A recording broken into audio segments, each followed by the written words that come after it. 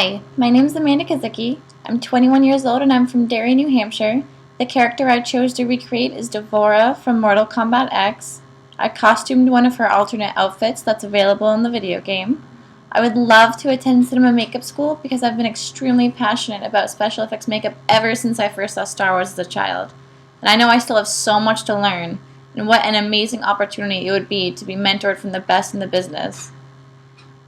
Using PVC pipe as a foundation for Devora's back pinchers, I measured them out to the size I wanted, and then using a power saw, I cut them into smaller pieces. Since I was going to be strapping this to my back, I got a block of wood to use as my base.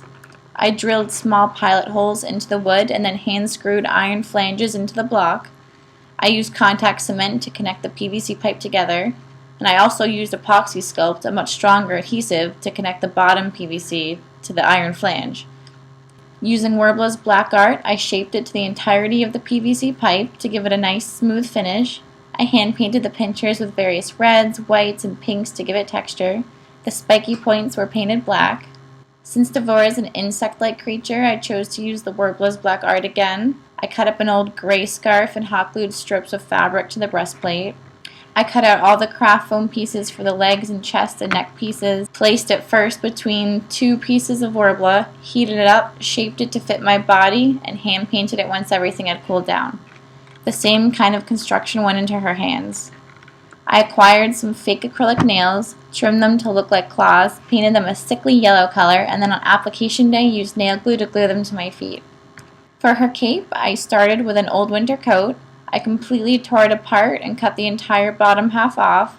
I trimmed that into strips, which I reattached to the top part of the coat using hot glue.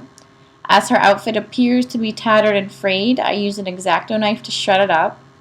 And after that, I hand-sewed an old gray hood to the jacket to complete it.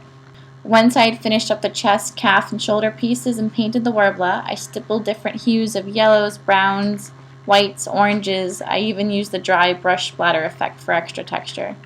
On application day, I applied a plastic bald cap to myself for the first time. I gelled back my hair, and once the cap was on, I used spirit gum to hold it down, as well as acetone to blend out the edges. I painted Starblend and Skin Illustrator makeup on my head and face.